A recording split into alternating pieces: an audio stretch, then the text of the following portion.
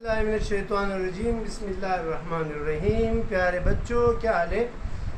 सीरत नबी का सिलसिला हमने शुरू किया है। 6 वीडियो आप लोगों ने सुन ली। हुज़ूर अकरम सल्लल्लाहु अलैहि वसल्लम के पैदाइश से हमने ये किस्सा शुरू किया था और मेराज के वाक़े तक आप लोग इस वाक़े को सुन चुके हैं। खुलासा थोड़ा बता देता हूँ कि हुज़ूर सल्लल्लाहु अलैहि वसल्लम की पैदाइश से तकरीबन 2 माह पहले या 55 दिन पहले फ़ील का वाक़या आया था, जो आप लोग आखिरी पारे में अलम तरा कैफ़ फ़अल रब्बुका बिअस्हाबिल फ़ील पढ़ते हो। अबरहा बादशाह ने खाना काबे पर हमला किया था और अल्लाह ताला ने आसमान से अबाबील के परिंदे भिजवा कर उनको हाथियों समेत जो है वो बर्बाद किया। फिर 2 महीने बाद यानी 55 दिन बाद हुज़ूर सल्लल्लाहु अलैहि वसल्लम दुनिया में तशरीफ़ लाते हैं। बीबी आमना सुबह सादिक के वक्त उसका घर जो है वो नूर से मुनव्वर होता है, सितारे जो हैं उनके घर को जगमगाते हैं और किस्रा के महल्ला जो हैं वो बीबी आमना को रोशन दिखाई देते हैं। हुज़ूर सल्लल्लाहु अलैहि वसल्लम के पैदाइश के बाद बीवी हलीमा वो उसको अपने साथ ले जाती हैं। इसका जिक्र हमने किया। 2.5 महीने तक उसको दूध पिलाती हैं और 2.5 साल तक दो साल के बाद यानी जब 2.5 साल को हुज़ूर सल्लल्लाहु अलैहि वसल्लम होता है तो उसका रज़ाई भाई देखता है कि 2 आदमी आते हैं जो कि फ़रिश्ते होते हैं, हज़रत जिब्राईल अलैहिस्सलाम और मिकाईल अलैहिस्सलाम, जो शक सदर यानी हुज़ूर सल्लल्लाहु अलैहि वसल्लम के दिल का ऑपरेशन करते हैं और बाकायदा उसके निशानात उसके जिस्म पर होते हैं। फिर हुज़ूर सल्लल्लाहु अलैहि वसल्लम वापस मक्का मुकरमा आते हैं और बीबी आमना का इंतकाल होता है 6 साल की उम्र में। 6 साल की उम्र में जब हुज़ूर सल्लल्लाहु अलैहि वसल्लम अपने दादा अब्दुल मुत्तलिब के हवाले होते हैं तो फिर उसकी निगहदाश्त वो करते हैं और वो हुज़ूर सल्लल्लाहु अलैहि वसल्लम के बारे में अच्छी ख्वाहिशात रखते थे। जब 8 साल के हुए तो यानी आपके दादा अब्दुल मुत्तलिब भी वफ़ात पा गए, तो फिर उसने यानी वसीयत की अबू तालिब को कि मेरे इस नवासे की आप अच्छी परवरिश करें। हुज़ूर सल्लल्लाहु अलैहि वसल्लम अबू तालिब के साथ जो हैं तकरीबन 10 साल की उम्र में वो तिजारत के सफ़र पर जाते हैं शाम की तरफ। लेकिन बसरा में एक यहूदी आलिम जो हुज़ूर सल्लल्लाहु अलैहि वसल्लम को देखते हैं तो अबू तालिब को कहते हैं कि इसको आप शाम न ले जाए। क्यों? क्योंकि इसमें नबूवत के आसार हैं। वहाँ से हुज़ूर सल्लल्लाहु अलैहि वसल्लम की वापसी होती है और हुज़ूर सल्लल्लाहु अलैहि वसल्लम जो है मक्का वापस आते हैं और इसी तिजारत और बकरी चराने में मसरूफ़ होते हैं। लेकिन अपनी ईमानदारी से वो बहुत मशहूर हो जाते हैं क्योंकि लोग उसको अमानत सादिक व अमीन के अलक़ाब देते हैं। फिर हुज़ूर सल्लल्लाहु अलैहि वसल्लम जब 25 बरस के होते हैं तो हज़रत खदीजा रज़ी अल्लाह ताला अन्हा वो उसको अपना तिजारत का सामान देकर तिजारत उससे करवाती हैं। बीबी खदीजा ताहिरा वो उसके अखलाक से मुतासिर होते हैं। वो बाकायदा देखते हैं कि उसके साथ 2 फरिश्ते और बादल उसके ऊपर होते हैं, उसका हिफाजत करते हैं। तिजारत के तकरीबन 1 या 1.5 माह बाद वो उसको शादी की पेशकश करते हैं। हुज़ूर सल्लल्लाहु अलैहि वसल्लम उसको कबूल फरमाते हैं और तकरीबन उस वक्त उसकी उम्र हुज़ूर सल्लल्लाहु अलैहि वसल्लम की उम्र जो है वो 25 साल होती है और खदीजा बीबी की उम्र जो है वो 40 साल होती है। ये खदीजा बीबी की तीसरी निकाह होती है हुज़ूर सल्लल्लाहु अलैहि वसल्लम। इससे पहले जो है वो 2 यानी वो बेवा थी और उसका बाकायदा हुज़ूर सल्लल्लाहु अलैहि वसल्लम से ये निकाह हुआ था। फिर 35 साल की उम्र में आप लोगों ने सुना کہ حجر اسود یعنی کعبے کی تعمیر ہوتی ہے اور حجر اسود پر جو ہے وہ قبائل کے سردار کا جو ہے وہ لانجا ہوتا ہے، وہ آپ اس میں لڑتے ہیں کہ اس کو کون نصب کرے گا۔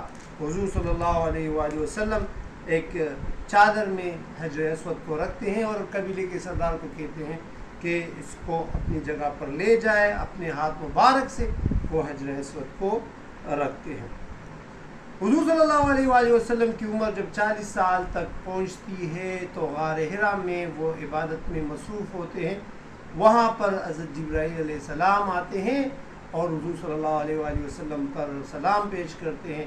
حضور صلی اللہ علیہ وآلہ وسلم کو نبوت کی بشارت دیتے ہیں اور فرماتے ہیں کہ پڑھ، یعنی اقرأ بسم ربک الذی خلق۔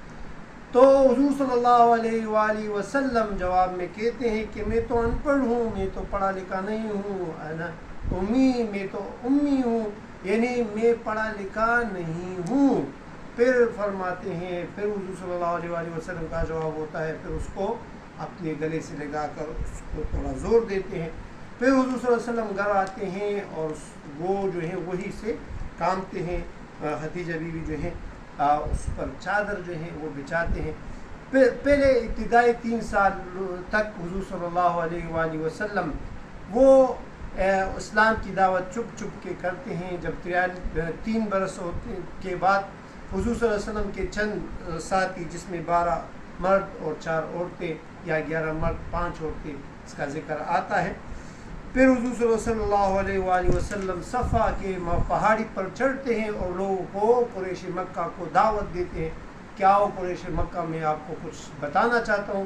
سب سے پہلے اعلان کرتے ہیں کہ اگر میں کہوں کہ اس پہاڑی کے اس پار لشکر آپ پر حملہ آور ہو رہا ہے تو آپ لوگ کیا کہو گے؟ تو لوگ کہتے ہیں کہ آپ تو کبھی جھوٹ نہیں بولتے، آپ سچ کہیں گے۔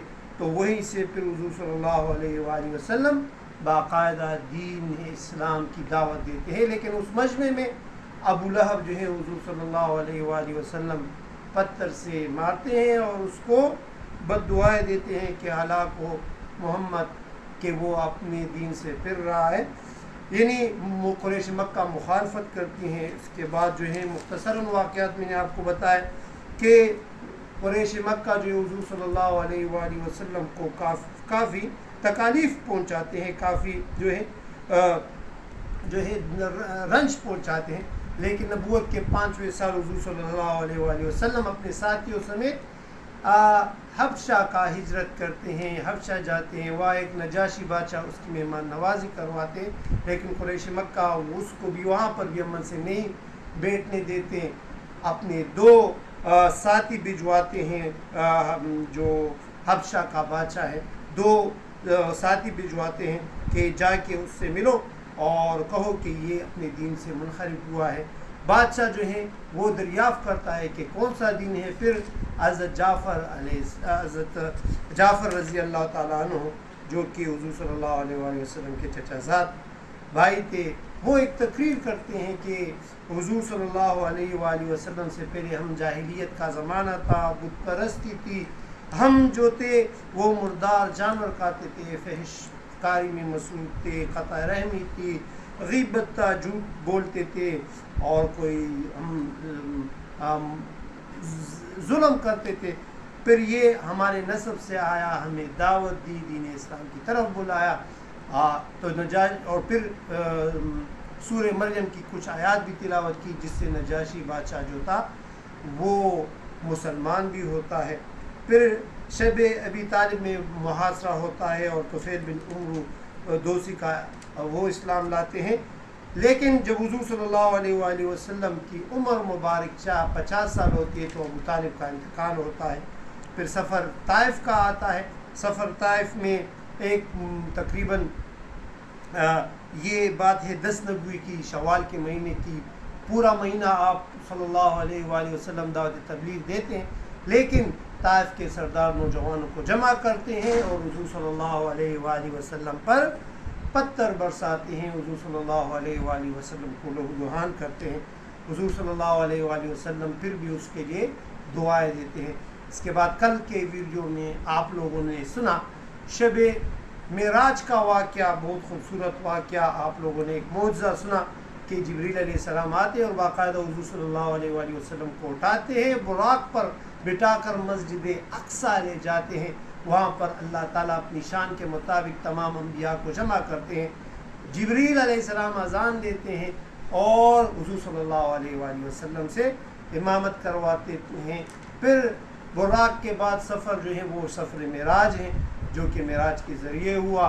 حضور صلی اللہ علیہ وآلہ وسلم آسمانوں پر جاتے ہیں، پیغمبروں سے اس کی ملاقات ہوتی ہے۔ پہلے آسمان پر حضرت آدم علیہ السلام سے ملاقات ہوتی ہے، دوسرے آسمان پر عیسیٰ اور یحییٰ علیہ السلام سے ملاقات ہوتی ہے، تیسرے پر حضرت یوسف علیہ السلام سے ملاقات ہوتی ہے، چوتھے آسمان پر حضرت ادریس علیہ السلام، پانچویں پر حضرت ہارون علیہ السلام، چھٹے پر حضرت موسیٰ علیہ السلام اور ساتویں آسمان پر حضرت ابراہیم علیہ السلام سے ملاقات ہوتی ہے۔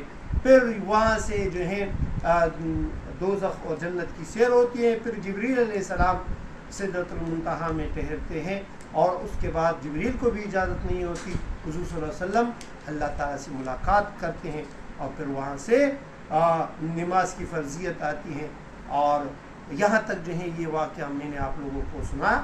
یہ خلاصہ اس لیے دیا تاکہ آپ لوگ تمام 7ویں ویڈیو کی ایک نچوڑ آپ سن لیں۔ اس کے بعد انشاءاللہ مدینے کا سفر ہے، وہ اگلے ویڈیو میں آپ لوگ دیکھو گے۔ تب تک کے لیے آپ لوگ القاری دوست محمد چینل سے جڑے رہیں اور پشتوں میں بھی آپ لوگ قاری دوست محمد صاحب سے یہ سیرت النبی کے سلسلہ جو ہے یہ سنیں۔ تب تک کے لیے اجازت، السلام۔